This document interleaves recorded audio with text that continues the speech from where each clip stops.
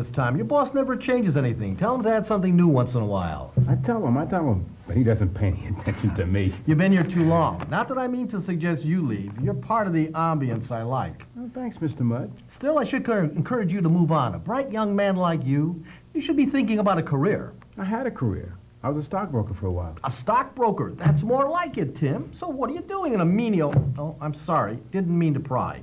What can I bring you? Oh, I'm expecting Mrs. Throckmorton any minute. We'll order when she gets here. Ah, here she is. Marvelous Maud.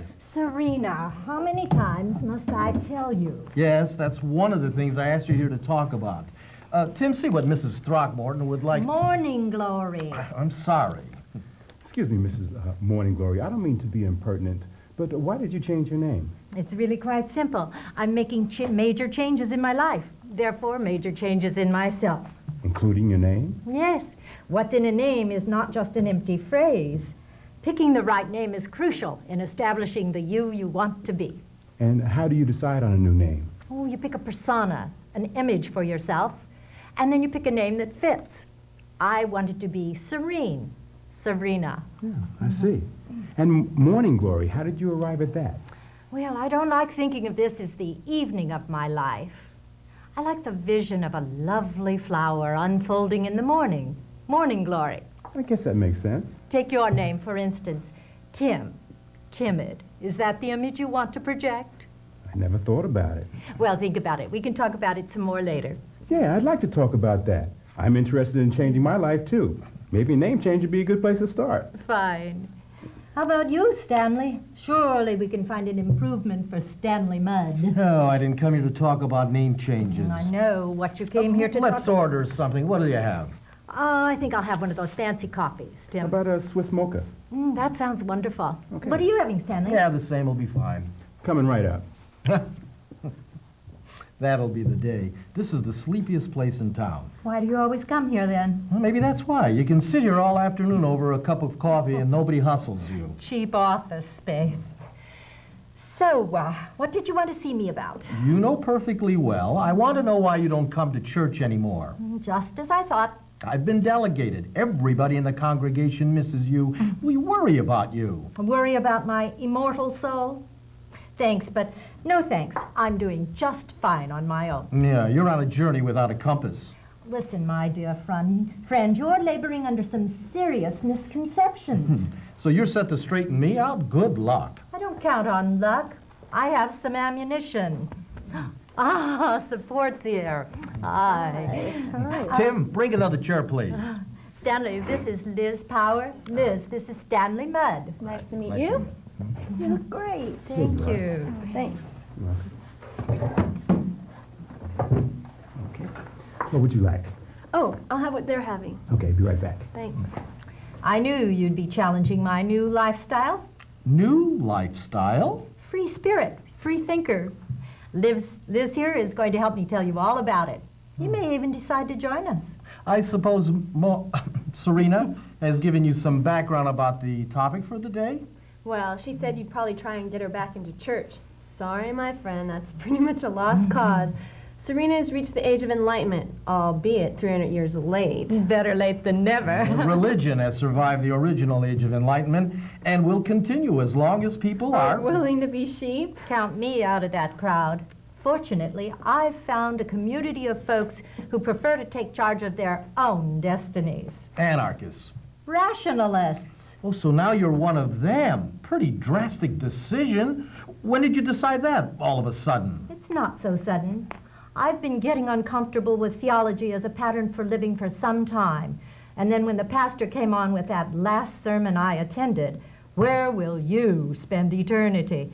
That was the last straw. Why? We should give some thought to... To which it will be, heaven or hell, depending on whether we do what we're told by some other human being. I don't buy that malarkey anymore. Well, you don't have to take the theology so seriously. We're a community, there for each other. There's a lot of positives. Sure, and I miss some of the positives. But there's too many negatives to ignore. Negatives that have affected my life so adversely that I finally had to stop and decide whether the positives outweighed the negatives. They didn't. Well, how can you so coldly measure the pluses and minuses of religion in your life, pretty arrogant when Jesus died for you. Jesus died for me. I wasn't even around when he died. Talking religion? It sounds interesting. Look, my shift is over now, and oh boy, would I like to listen in. Would it be too presumptuous of me to ask to join you? I Don't see why not. Great. When are you going to stop finishing my sentences, Serena? Well, I guess some things never change. You're right. It will be interesting from what I know about the contenders. You make it sound like a prize fight, Liz. Well, at least I've got someone good in my corner. Someone more knowledgeable about my new belief system. Belief system. You've been sounding like a non-believer. I am a non-believer in, trust me, religion. Yes, indeed. Sounds like it's going to be a pretty interesting afternoon. Thank God I got somebody in my corner. Don't assume Tim will be your ally. Well, I'll take my chances. I have a very important mission here, and God is on my side. That's what all opposing armies say. All right, back to my agenda. Serena, I'm asking you to seriously consider what you're giving up. Oh, my dear friend, I've done more serious considering than you can possibly imagine. Not about where I'll spend eternity, but where I'll spend the third act of my life drama right here in this world. Third act? What do you mean, third act? My stage in life. I think of my life as a drama in 3 acts. The first act was childhood in my family of origin, called dysfunctional families now. Dysfunctional. Did you ever meet anyone from a functional family? Oh, what a cop-out. You know, my kids throw that one in my face all the time. Don't worry about it, Stanley. It's just a fad, psychobabble. Wait a minute, Serena. Don't tar all psychotherapy. No, of course not. But too many therapists think of themselves as the new priest class, and plenty of gullible folks look to them for answers, much the same as they would religious authority figures. That's what religion does to people, robs them of the confidence to think for themselves. Yeah, well, we digress. What about your life drama, this third act? The first act, childhood. Oh, that was difficult. Growing up in a patriarchal family was no day at the beach. Anyway, I survived it and moved on to the second act, adulthood, my family of procreation. Another tough act, also adversely affected by the patriarchal paradigm. I'm lucky I survived the first 2 acts. You know, if you only knew... Ah, never mind. I can't stand soap operas. You know, everybody's got a story that'll break your heart if you're willing to listen. You care to hear mine? No. Okay, get to your third act or you'll lose your audience. This is the third act, Stanley. Empty nest time. Oh, you've no idea how wonderful this time can be in your life. It's whatever I want to make it. I'm the scriptwriter, director, and star of my own life drama. And my children are growing, and I've let them know they're no longer the center of my universe. I've let them know I am. I don't know how you do it. I hate it without my family around me. The patriarch in his castle.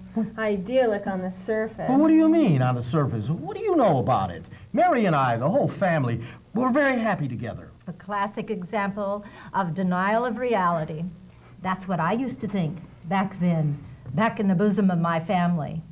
However, in retrospect, oh, never mind. That was then and this is now, and I prefer to be living in the now. And I'm not going to go through it like a sleepwalker. Bravo! You're throwing away all the values we've learned? Trivializing family and I just... value family, Stanley, but not the way it's been for me and an awful lot of women. The church is no friend to family if you look at it without rose-colored glasses.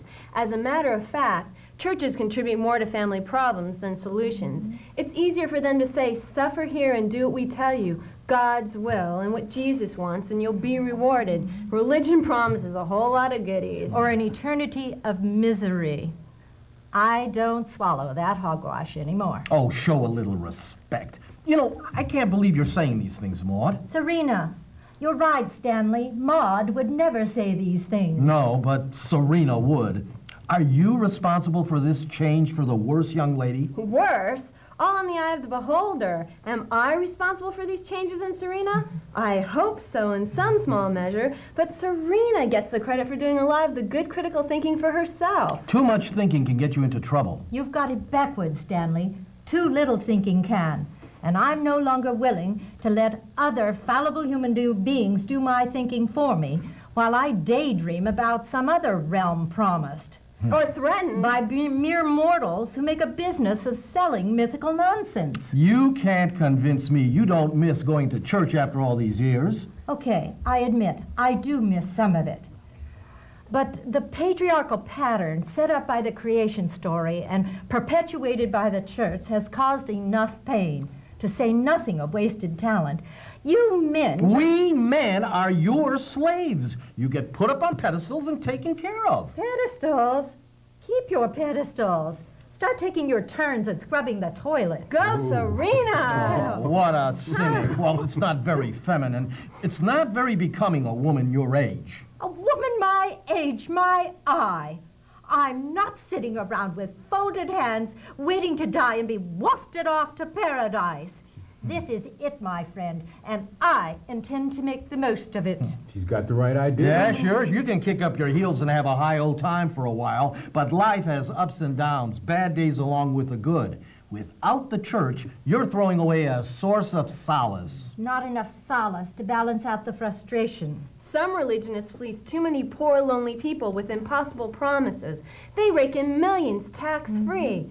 I'm sick and tired of paying for religion by carrying their share of the tax load. I never thought about it like that. Think about it. Well, you struck a chord with that one. With a lot of people. And to add insult to injury, we've got Pat Robertson and his Christian coalition using the money they don't pay in taxes to fund their fundamentalist political agenda. You're talking about a small percentage of the religious community. Well, it's certainly not the mainstream. Sure, but you mainstreamers do nothing to curb those power-mad extremists.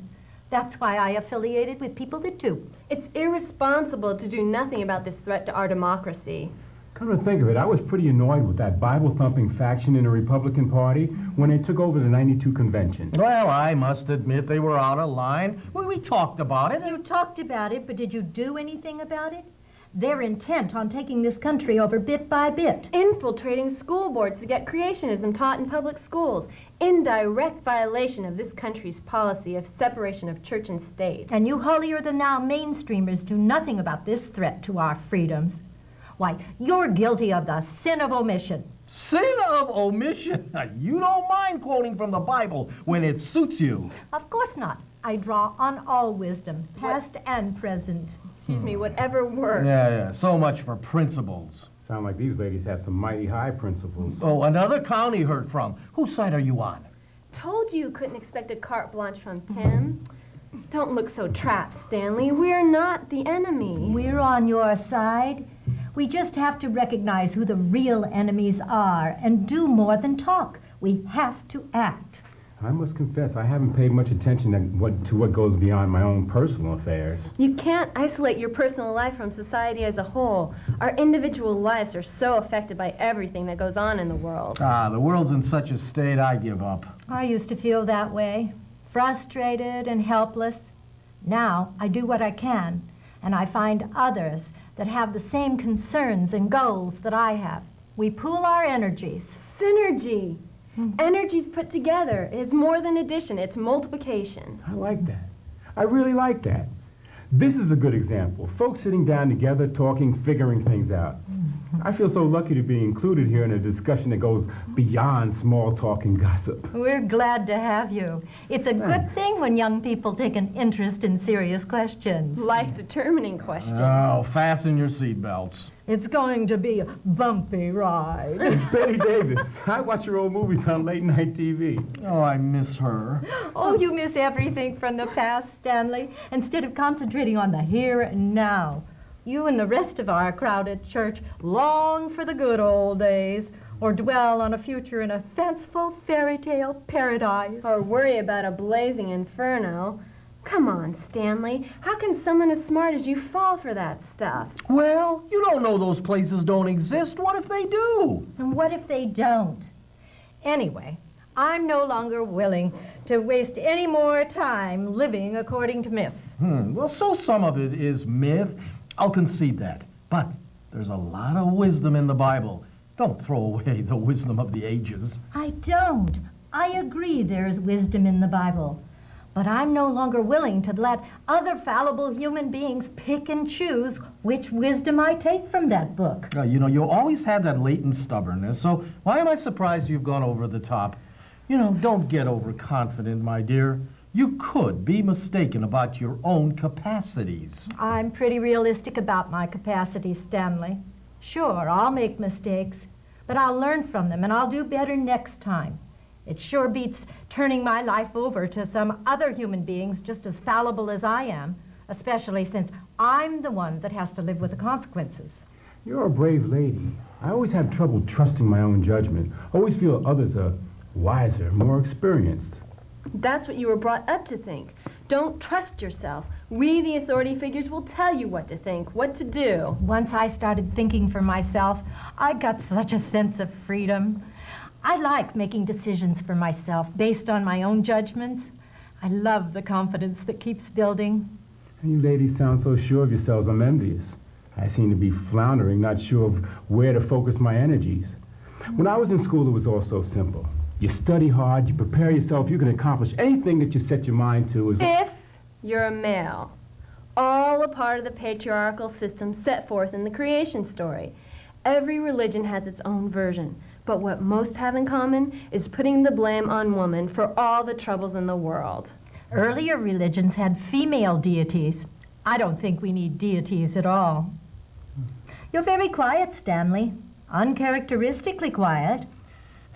You're bringing up so many things. Things I'm not prepared to deal with off the top of my head. I don't want you to feel left out. No, I'm listening. It's only fair since I asked you here to listen to me.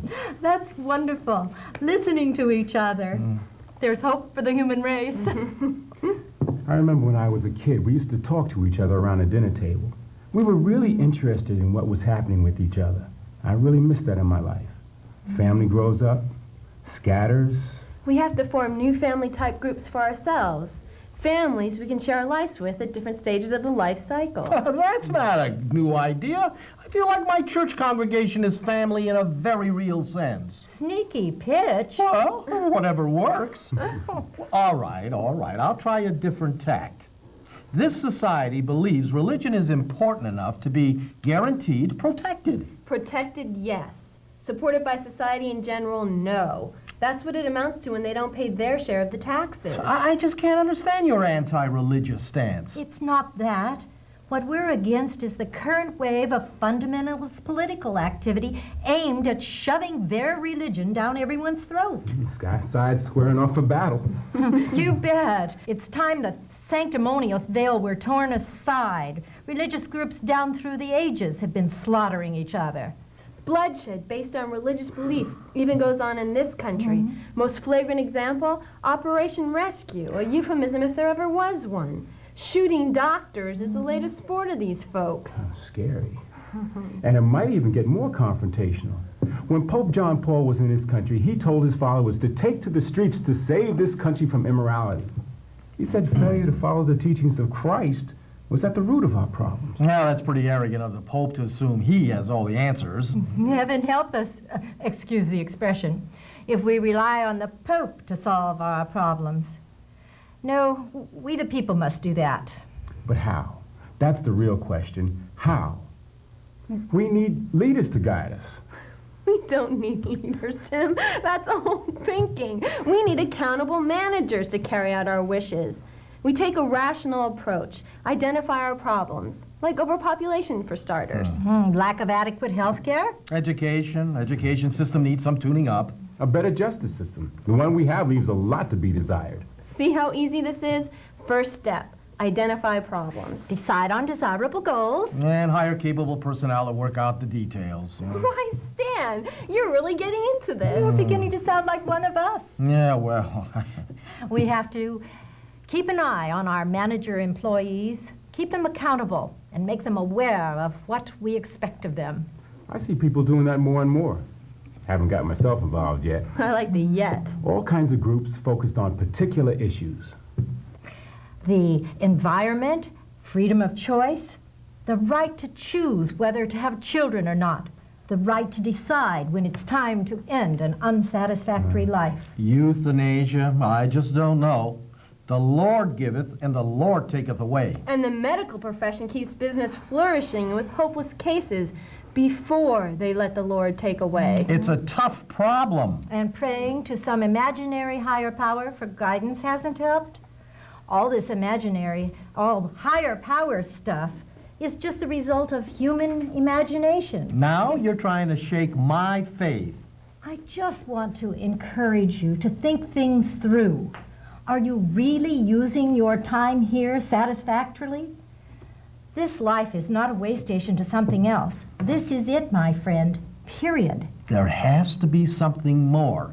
I just can't accept the idea that you live a life and then it's over, like it never happened. There has to be something more. There is. There is. The impact we make while we're here. All the wisdom that gets passed down, all the good works people do while they're here lives on after them. Galileo's discoveries and teachings at the university, giant intellect, one of the heroes. Yeah, now he is, but then he almost got himself excommunicated from his religious community, the only game in town, for being an independent thinker. He was forced to recant, accept what he knew to be lies. He was a broken man, but his ideas lived on after him, fortunately. I must have heard about Galileo in school, but I'm afraid I didn't pay attention to anything that didn't lead to what I expected to be a great business career. What exactly was Galileo's problem with the church? Well, specifically, they objected to his teaching Copernicus's theory, that the earth revolved around the sun. Oh, the Catholic Church recently accepted Copernicus's findings. After 300 years, after a 17-year study, and they still claim the church was also right. Figure that one out. And when Joan of Arc wouldn't buckle under, the church burned her at the stake. Well, they've admitted they were wrong. They made her a saint. Sure. Cold comfort for Joan. By the time the church is big enough to admit its own sins, a lot of people suffer unspeakable horrors. Like millions of Jews through centuries before a pope decided that the Jews didn't kill Jesus. Look, I'm not in the mood for church bashing reaching all the way down to the Middle Ages, and I still contend there's plenty to say about church teachings. Getting away from religion has spawned all of this feminist uprising. You know, I don't understand women today. They used to be comprehensible, sensible. They had their priorities straight in my day. Look for a good man and get married. That's what a woman did. And where did that get her? Second-class citizenship, the helper, the supporter, and no retirement plan. No thanks. Ah, come on, tell the truth. Wouldn't you rather have some big, strong man take care of you? Absolutely not.